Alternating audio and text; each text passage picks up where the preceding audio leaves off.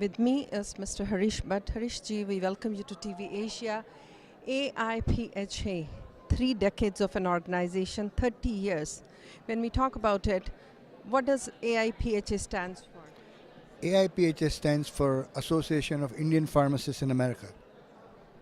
When we talk about it, 30 years, pharmacist has contributed so much in this community at large, in this nation and stuff like that. So much challenges in the state of Illinois. What are you guys facing right now? Because you wanted to bring a point and you did give some hints where you guys were, where you are, where the future looks to be for the young professionals, those who want to get to this profession. Vandana ji, first of all, I want to thank TV Asia for giving me this opportunity. Pharmacy profession today is at a very crucial point. What is happening in our industry is that the competition is unfair. And What do you mean by that? I'll give you a simple example. Say, for example, a corner drugstore like CVS or Walgreens, they have 7,500 stores across the nation. They can unite together because they are one entity and negotiate a contract with, say, for example, Blue Cross Blue Shield. And Basically corporate. corporate contract. Unfortunately, due to Anti-Sherman Act, independent pharmacists cannot unite. We all have to make individual contracts. So what industry does, it punishes us. So if somebody has one store, he makes an individual contract, he gets 40 cents to fill a prescription, compared to that a Walgreens or a CVS gets $11 to fill one prescription. So Such a big, huge. such a huge disparity is there. Okay. And the medicine is same? Same medicine, same everything. I mean, you can get a Zantac at your corner drugstore, independent drugstore, just like you can get it at a CVS or Walgreens. The same drug, same direction, same label, same everything. But the disparity is due to negotiating contracts. And Because they have much more big law firms, those who can do it for them, and then here individual, like it may be difficult, you mean?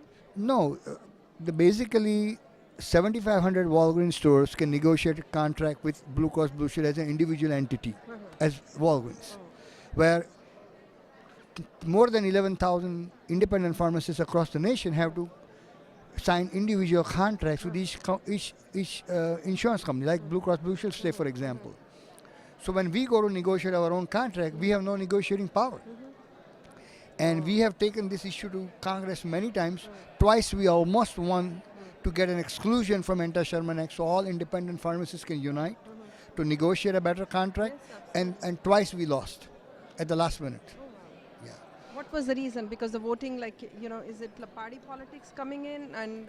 Party politics, but also at the same time drug companies have big pockets, giving out a lot of money to lawmakers. So last minute we got defeated twice.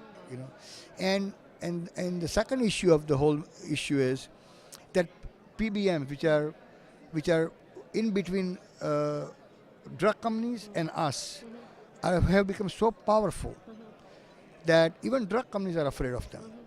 And you will see soon, there is an article written by me who's going to be published in Chicago Tribune, that even companies like Pfizer, who are multinational drug companies, are worried about PBMs, because what happens is they're telling drug companies what price they're going to buy the drugs at. So it's a battle that only PBMs are winning.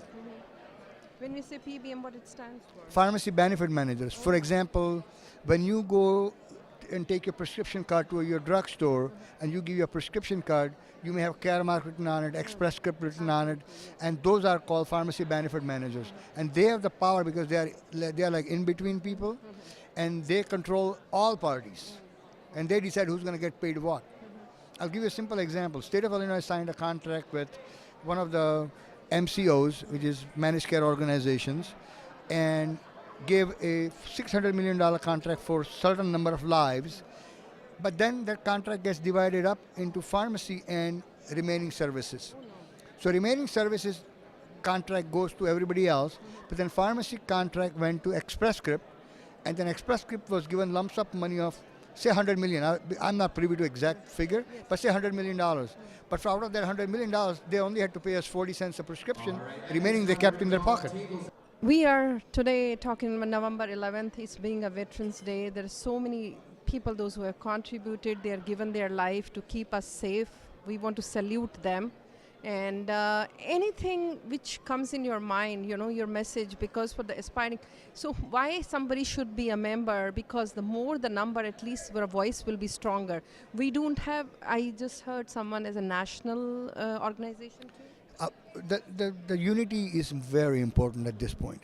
And we founded a National Indian Pharmacy Association, NIPA, 3 years ago.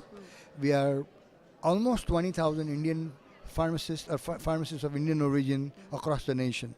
And we almost have 2,000 members now. And the number of members are increasing daily.